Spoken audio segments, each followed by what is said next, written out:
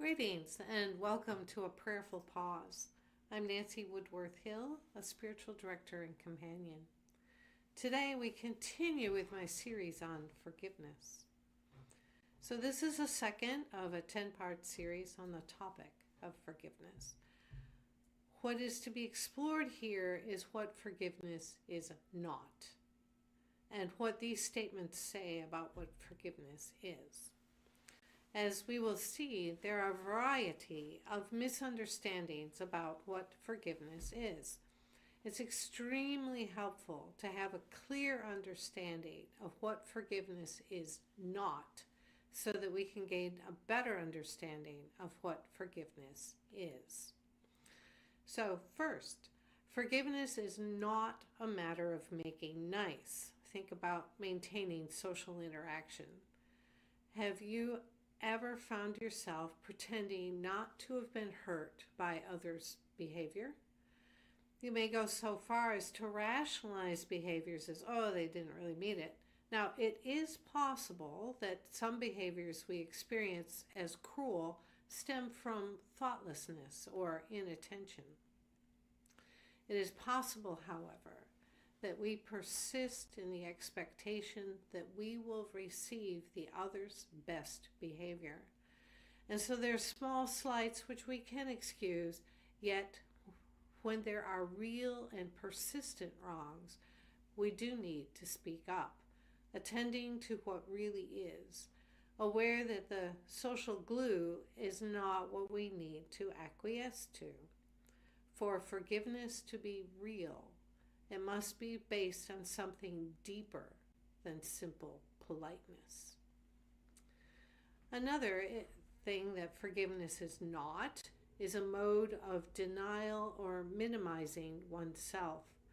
We do not have to say that something wasn't really that important to us.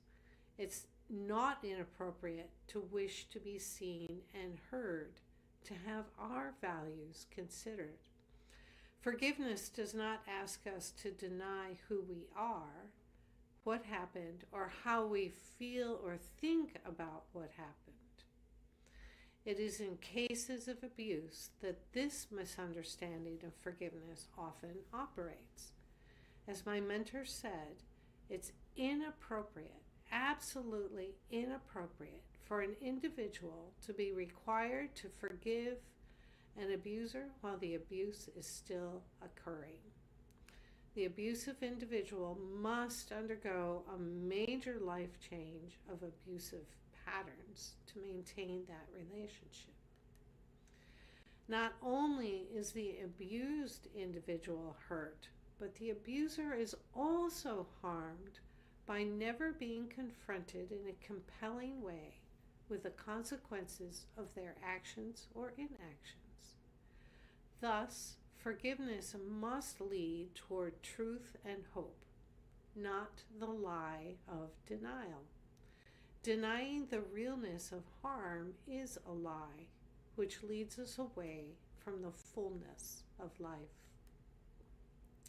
Third, forgiveness is not emotional manipulation, which is accomplished through getting ourselves or someone else, by whatever means necessary, to feel forgiving, forgiven, guilty, repentant, pliant. These involve the inappropriate use of power. I think of power as coming in several modes. Power to, like power to do something or not to do something. Power over another in a situation, or power with a person. The healthiest of these is power with, the inclusion of others in decisions. If forgiveness is turned into a scene of some sort, the perpetrator can gain power over by an extravagant and public apology, extracting or forcing forgiveness in a situation where the perpetrator does nothing to amend their behavior.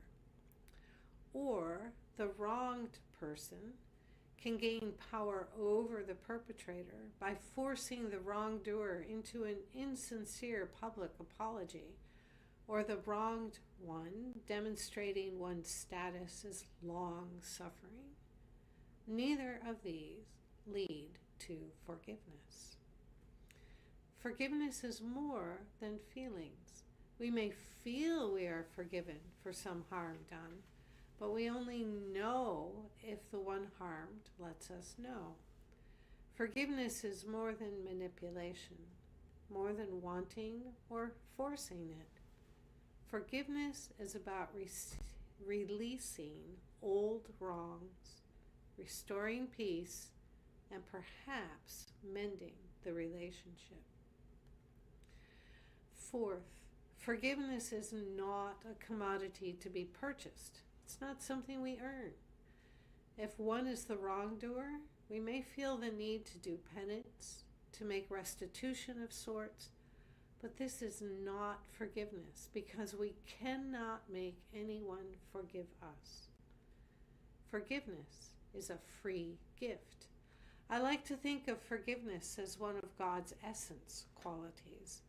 It is into this quality or capacity of the divine that we release the wrong. For the person who attempts to buy my forgiveness in some way, their real work is in changing their behavior patterns, which led them to do such wrong. Fifth, forgiveness is not weakness. It's not spineless, requiring a passivity on the part of the one wronged. After all, an injustice has occurred. Forgiveness takes courage as anger is redeemed to fierceness, to speaking truth, which then must be let go into God's forgiveness. Sixth, forgiveness is not a subversion of justice. People the consequences of their actions. In truth, forgiveness can be accomplished by the one wronged with or without the perpetrator's interaction. And finally, forgiveness is not forgetting.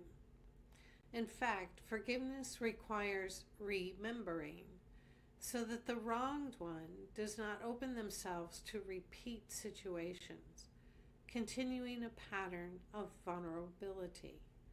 Forgive and remember is appropriate. So next week, we will continue on with this series.